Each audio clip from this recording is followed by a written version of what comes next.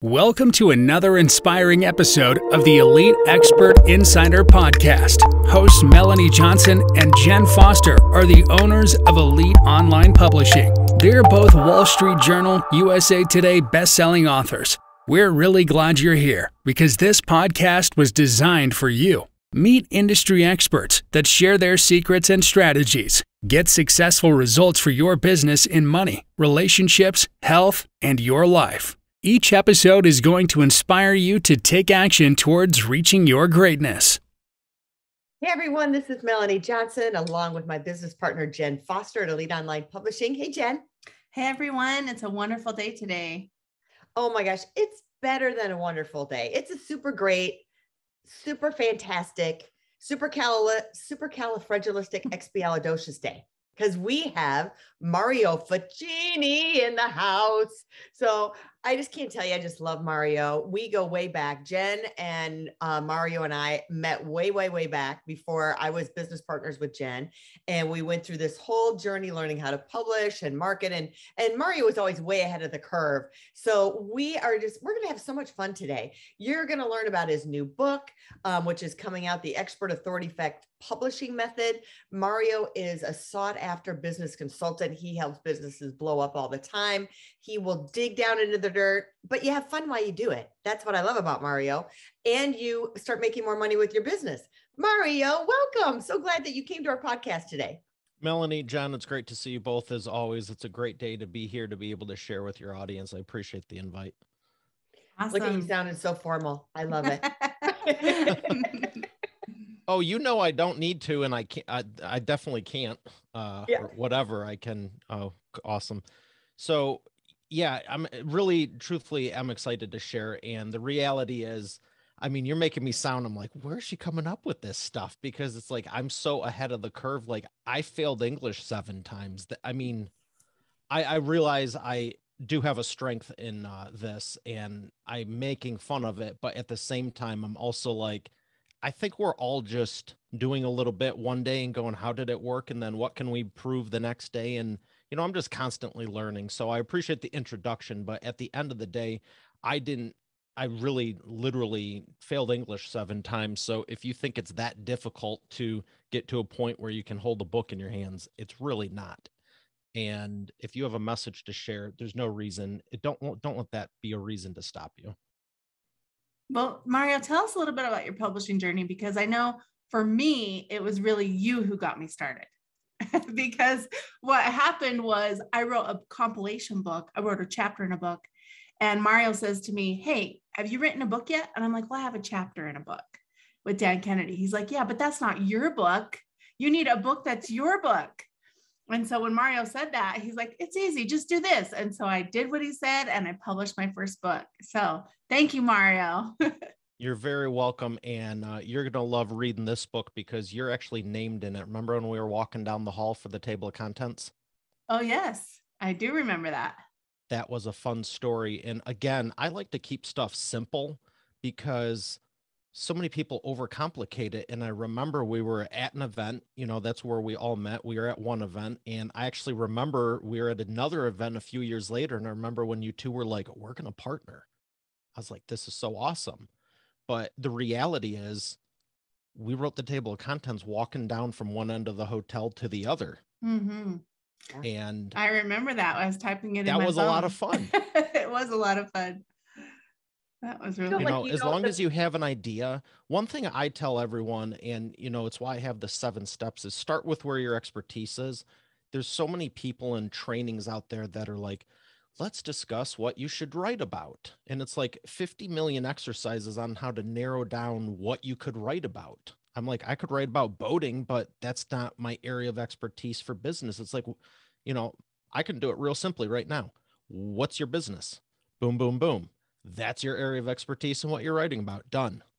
You know what I mean? You don't need to overcomplicate it. So if you have a business and you have a message to share, just start. Like, what is the one thing you always tell people over and over and over again? I could probably figure it out just by looking at someone's website.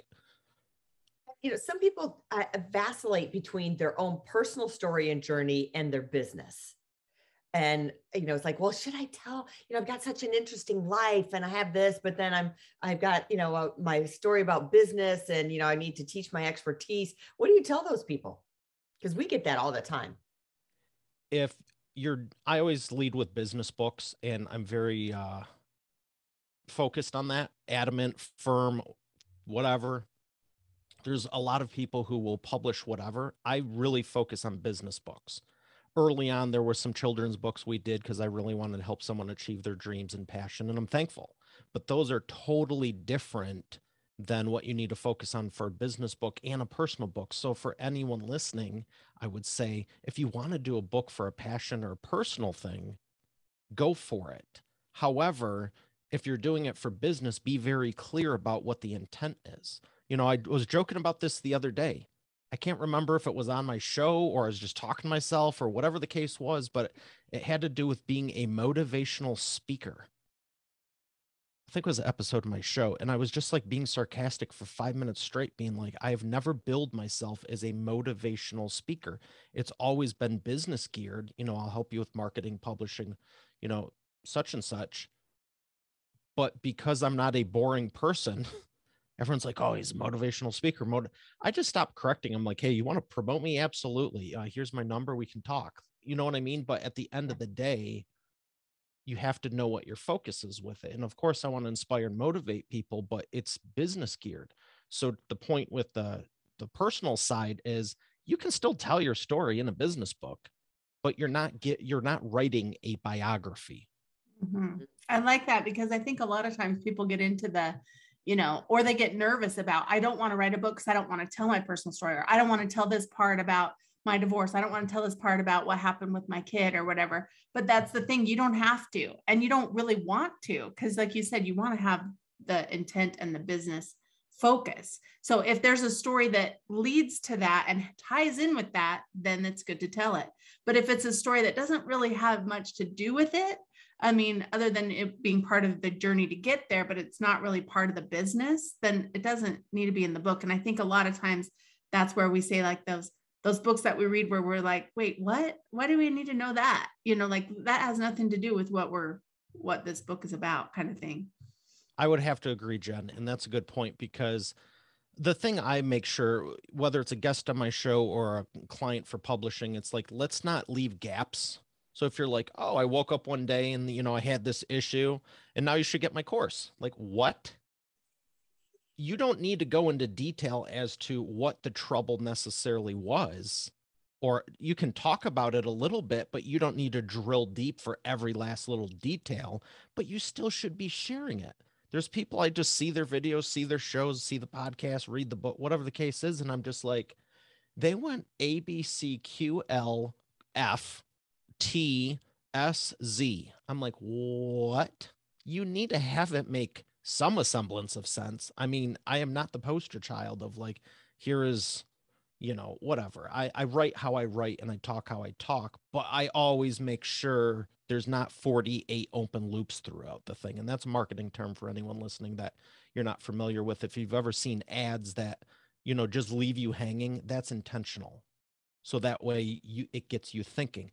But for storytelling, unless it's call to action, you want to close those off so people can advance to the next chapter. If you have 13 things unresolved in chapter 1, their brain's going to be spinning and they'll never make it there. That's a disservice to them, and you shouldn't do it. I love how you're tying unless you just want to really mess with them. Yeah. I love how you're tying in like the open loop to marketing and to writing a book. And I would bet out of your, the 7 methods, a lot of that ties into, even you could correlate it with business. Like how you're writing a book is maybe how you write a social media post or how you brand your company. But walk us through some of the 7 steps or all the 7 steps. I think we have enough time to kind of give us a brief overview of that. Yeah, well, what's exciting is, like I said, I like to keep it simple and I don't like to overcomplicate things. So when I'm taking people through the process, I came up with the 7 Ps, and real quickly, it's purpose, position, plan, publish, publicity, profit, and philanthropy. Because at any step when you're doing this, most people go, oh, I need what should I do for the book cover? I'm like, what are you writing about? And then other people are going, well, who should edit it? I go, did you write it? You know, and then other people are going, well, how much profit am I going to be making with the thing? And it just really depends on what your goals are for business. I always tell everyone, think about your prospect. I always start them off with, all right, step one is, what do you want the reader, your prospect, to get by the time they finish the book? I would like to think you have them in a new place. You've transformed their thought process and given them some value that gets them to that solution. How are you going to fill in the steps and even know what they are when you don't even know what your goal is with it? That is so true. Even with like using that same philosophy, you could use it for your email marketing campaign, right? That they know what the goal is, all that same step. You can use it for your communication, for live streaming, for, even social media. It's kind of that same thing. What steps do you want to take them through? That's what I love about Mario's books. I have to say his other book I read, I usually read it once a year.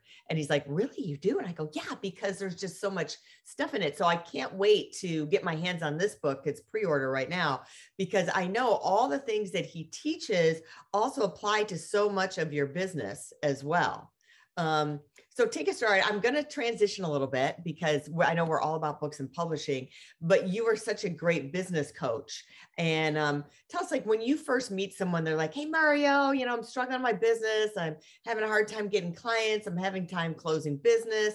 Like, what do you start with? Because you're like the question guy. What are the stuff that you ask them to get to the heart of the matter? I'm going to go back to third grade. Hi, hello, or how are you? I'm literally, I could do a stand-up routine for a half hour and you'd be laughing. I'm not even trying to joke right now. I have said for years, I was shy in middle school, grade school. There you go with that inline structure again. Yeah. When I was younger, I didn't really get confidence till ninth grade. So growing up, I was like, I never want to feel this way again. But when people are like, wow, you can make friends in high school, you can make friends so easy. And this was maybe 10th or 11th. And I would just joke, like, how do you start off? What do you do? And I'm like, generally start with hi, hello, or how are you? But the reality is, don't come in, I can say in business, some people come in going, I got messages. I come to think of, I got messages, people just reaching out. Their first messages, what can I sell you? What's going on here? And don't go into it as a sale. Just start off as, friendly. I'm always looking, how can I help you? How can I add value? Whether you become a client or not, I don't want to say I don't care. I've been trying to curb saying that because I do care, but I'm not trying to force that. Mm-hmm. Because the reality is you have to apply, and I might not want you. Mm-hmm. You know what I mean? But I still am looking to add value. And that's why books, podcast, all this stuff you see, it's one of the reasons for the people who really, truly care, we do it. So that way, even with this book, it's designed for a specific audience of even a specific audience of business.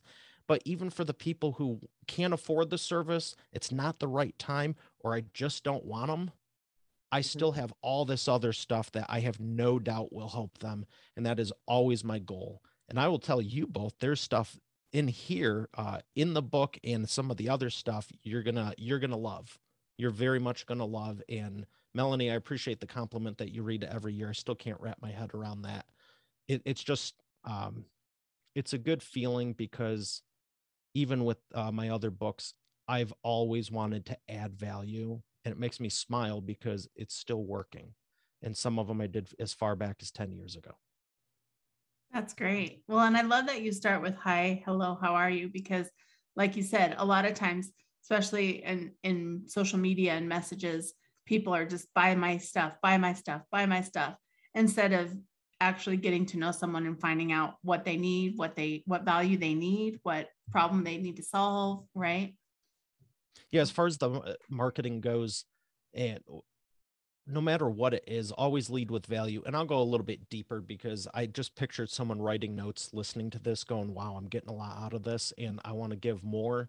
And the reality is, if you don't know what you're doing, whether it's a book, a podcast, a business, a relationship, anything. If you don't start with the end in mind, you have no direction on where to go. And then one of the other questions somewhere in the top 5 is, well, what is your timeline for this? And what are you willing to commit to it? Because you can go, no, I really want to serve. I really want to do this.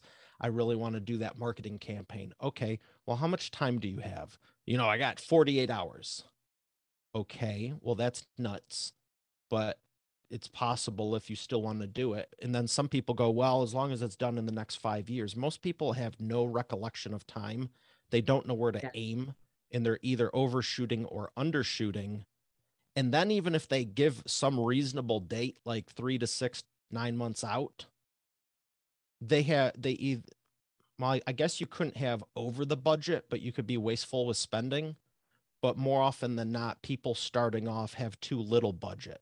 They just, in short, unrealistic expectations in any of those areas. You have to get congruent on all of that. But once you are, I want to redo my website, let's say. I want to redo the business logo. I want to do this. If you have $50 and 2 hours, that's going to be more of a challenge than I have 50 grand and 5 months. And I'm not saying either one is right or wrong. I'm just saying, you want to be congruent and have those expectations line up with whatever the goal is.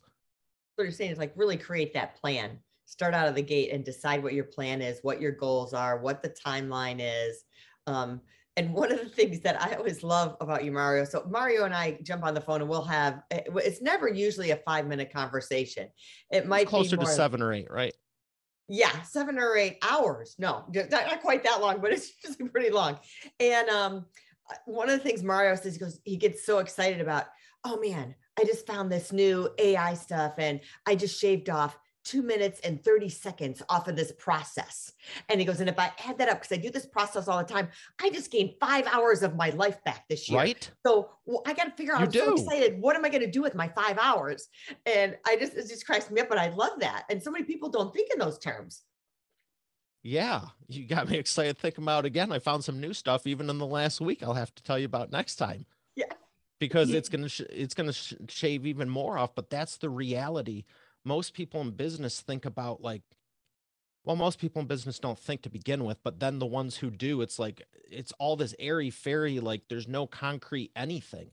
And I'm not saying don't dream. I'm not saying have big goals. I'm just saying have some semblance of how to get there. It's like, Shark Tank. I'm doing 13,000 in revenue a year, and I'm going to make 1.8 million this next 12 months. Right. With what? What's your marketing campaign? What have you thought about? Well, we're going to put more posts on Facebook. Huh? What? I can't wrap my head around this either. But when you look at it, it's like maybe you have the budget. My clients, money really isn't the concern to them. Time is the concern. And you can have unlimited money and everyone has the same amount of time. So I guess you could qualify that as virtually unlimited. But if you say, well, we're going to do this in 6 months and it takes 12, they're upset. If you do it in 5 months, they're happy. You know what I mean? But for someone else, they expected it in 3 and they're upset either way. You have to have everything congruent with that. But yeah, when you start adding up 2 minutes here, 10 minutes here, an hour there, most people waste a ton of time. And I love that you said you should have a plan because that's actually why I made it chapter 3. You need to go in there. 1 is what your purpose is. 2 is the positioning, and 3 is having a plan. And it is the most in-depth chapter. And I'm smirking because you could pull that thing out and have its own book, truthfully. It is so, I'm glad I'm done with it. I'll say that. There's so much, it's so dense and there's so much content that's valuable. It's just like, if you don't have the plan, the rest isn't going to matter. Most people go, well, I want more profit. I want to give all this money away if they're a caring person. It's like, you're not going to get it published or to profit if the thing is in 58 million pieces. And, right. Whether it's a marketing campaign, book, or anything, like I said, most people are they just hope. I mean, I have a lot of hope too, but I always back it up with some concrete testing and figuring out ways to improve it and innovate. That's for sure. Yeah. If you don't have a plan, then what's the purpose, right? So we've told our clients that many times, because a lot of people will just say, well, I just want to write a book because I want this. And it's like, yeah, but you have to have that plan in place so you can get this, right? If you don't have the plan, then you're just writing a book and throwing it out there without any call to action, without any purpose, without all you say is you want this. Well, you have to have that plan in between the publishing the book and this. Yeah, I can't even imagine going on a road trip without a GPS going, well, we'll get there when we get there. Well, where are you going? We're going to have a good ride. We probably will, but when are you going to arrive? Are you going to take any breaks along the way? We're just going to see what happens. Or they say, yeah, we're planning to go to Miami, but then they don't have the GPS and end up in New York, Yeah, I was actually going to use the example driving from Detroit to Texas. I think there's a few things that might get you stopped along the way. Yeah. And then let's talk about speed. As long as we're talking about cars, Motor City, yeah, woo. Depending on how fast you're going, that's the thing. You can have a plan, you can have the budget, you could have it all laid out. You could be going slow as molasses and then be upset it took 5 years. Yeah.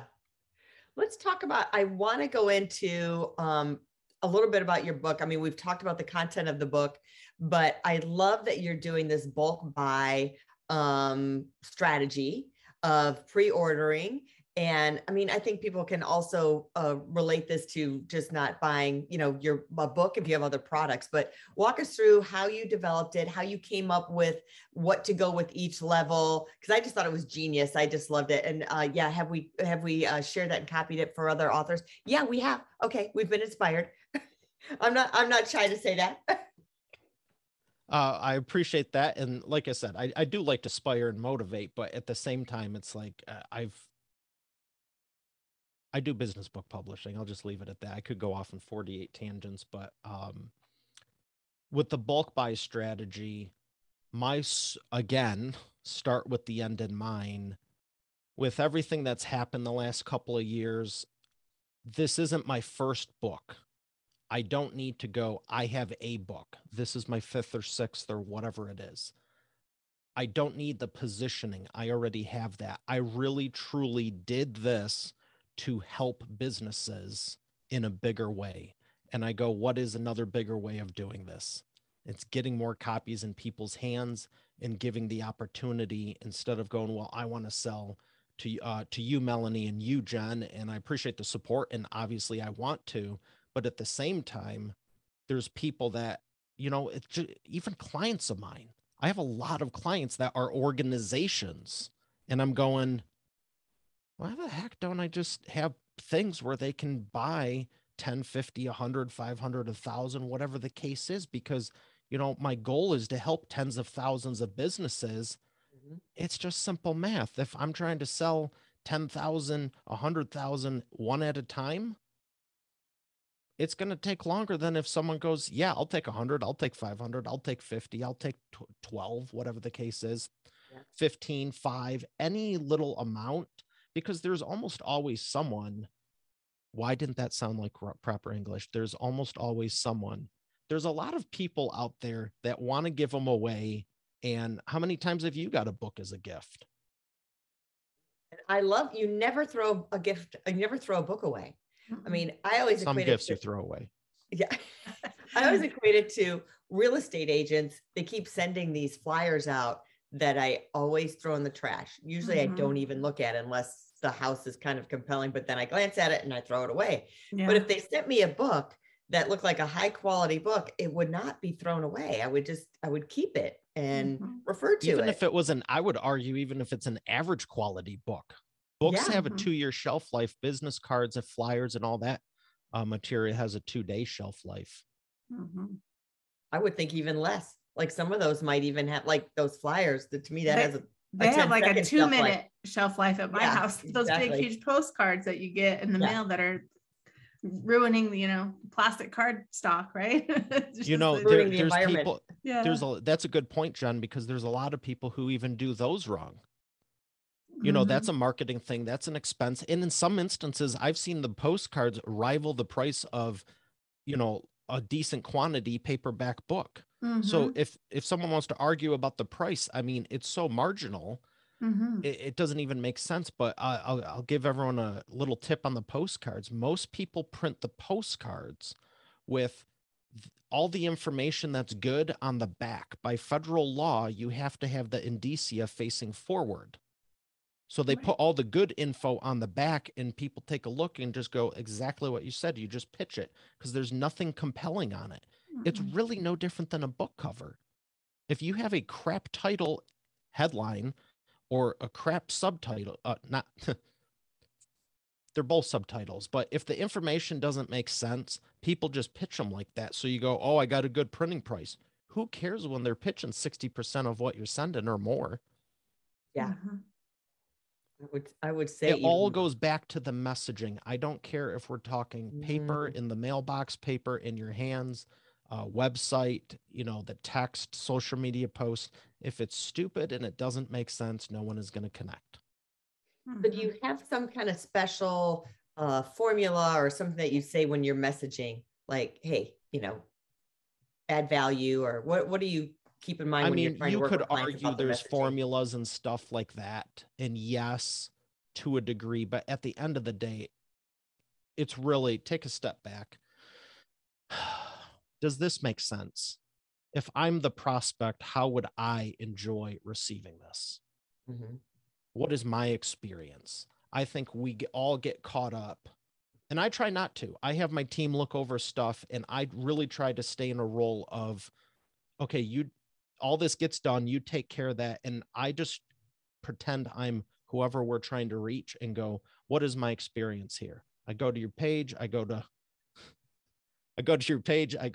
sign up for something, does the book cover match with the one I'm expecting I'm supposed to get? Does the copy of the on the website, line up with what the postcard says? And most of the time, I've seen postcards and I go, wow, this looks great. And even if it doesn't, I'm like, let's go see what they're up to. And there's some that look horrible for the postcard. The website looks like they spent $100,000 on it. And others, it looks like they spent 30 grand on the mailing campaign. And the website looks like they got it out of a freaking Cracker Jack box. And it just causes this psychological disconnect that you do not want to happen. And if it does happen, fix it ASAP. But at the end of the day, you can hire someone to do the postcard. It's usually a graphic designer, and I have them on my team. I'm thankful for them. But at the end of the day, unless they also knew copywriting, they're a graphic designer. Copywriters are copywriters. Video editors are video editors. They might have never filmed or shot other than simple training. Conversely, I know a lot of people who love to shoot, but they don't know how to edit it. Oh, I give that to my editor. They're all different skill sets. And when people go, I'm looking to hire new people on the team, we have to replace this, we have to do that. I'm like, oh, what training do you put them through? They're like, well, what do you mean? It's like you're trying to get them to duplicate 10 to 20 years of your company of proprietary knowledge that probably is only in your head. Yeah. And you expect them to just figure it out. So I'm very particular with, no, the word's precise because that sounds better. I'm very precise with putting people in roles and ask them like, hey, I think you could do this and this, even though let's do this. They're here. I believe they can do a little bit more in either direction. And if they say, yeah, hey, let's test it out. Let's give it a shot. I'm willing to. If they say no right off the gate, fantastic. Now I've completely identified, just like the goal of the book and the marketing campaign, I've fully identified where I treat everything like a scalpel. Don't hire one or two people if it really takes 10 roles, and always get the best of the best, because it's going to save you the time and money in the long run. You're going to have a lot more fun in the process, but too many people are trying to do too much with too little. No, I can't remember which book. I think it was the guy who started Blackwell Investment. He was saying you have to hire 10s, because if you hire a 4, then the work is going to be a 4, your business is going to be a 4, and you're going to have all this frustration, everything in the meantime. So, if they've got to be an 8, 9, or 10 to keep the same integrity that you want your company to be, and you go further faster. And we just were going through our Instagram the other day. Now, we did our Instagram probably 3 years ago that we rebranded it, did these colors, and we thought, oh, we're so on top of it. We look so great. And then we just had someone come in to do like an analysis, and you know him, his name is Nathan. And he's like, Good oh guy. man, your guys' Instagram sucks. And I'm like, what?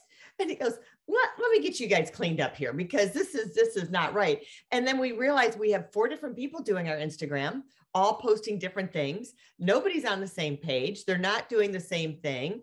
As much as we said we had a color palette, but they're using the entire color palette instead of just on the Instagram, should be maybe 1 or 2 of the color palette that we have in there.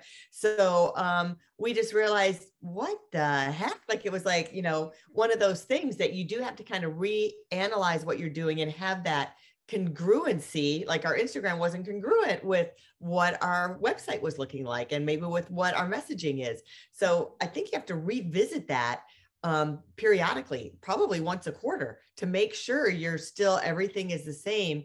And being that business owner, sometimes it's tough to look at everything. But if you hire the 10, like you said, if you hire the A+ person, then they're on top of it, and you can entrust them to do that more, you know? Mm-hmm.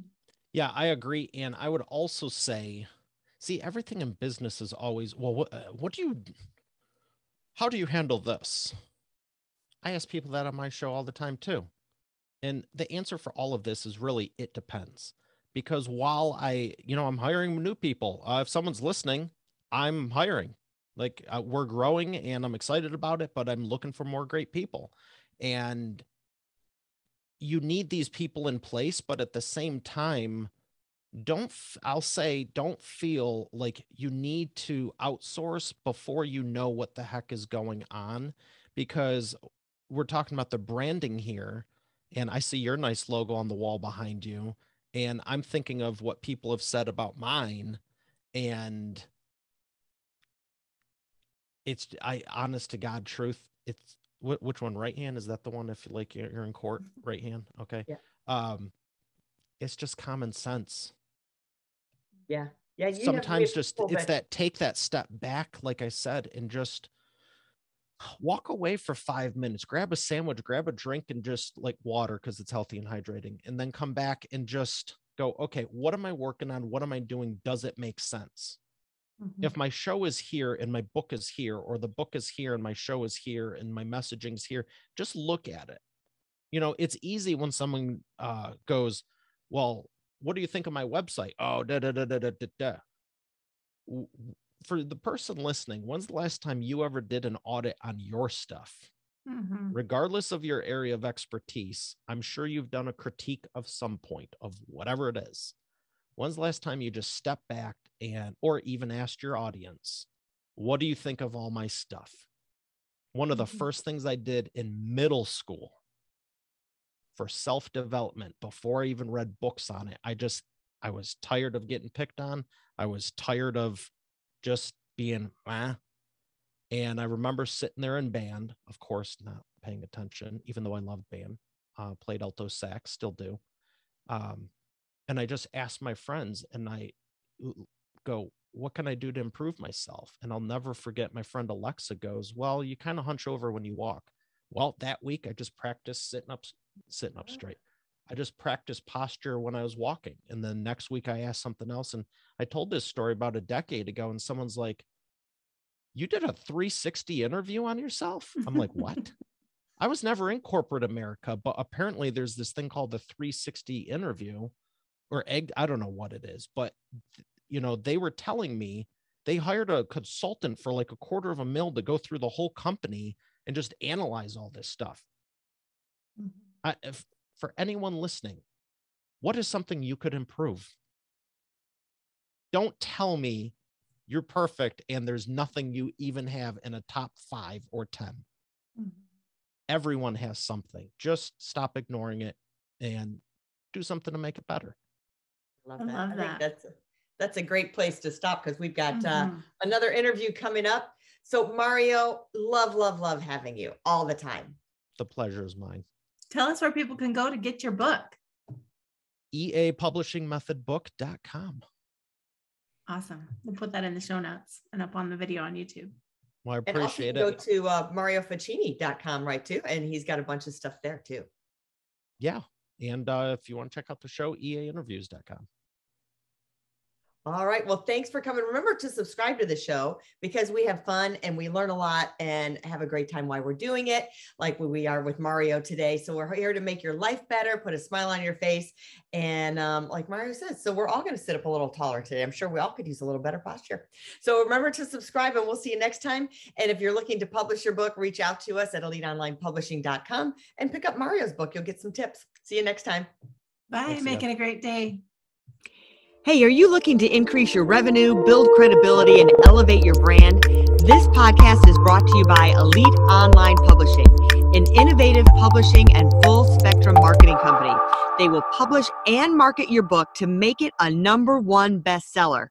Becoming an author is the best way to market your business. So contact them at eliteonlinepublishing.com today. All of their authors become #1 bestsellers.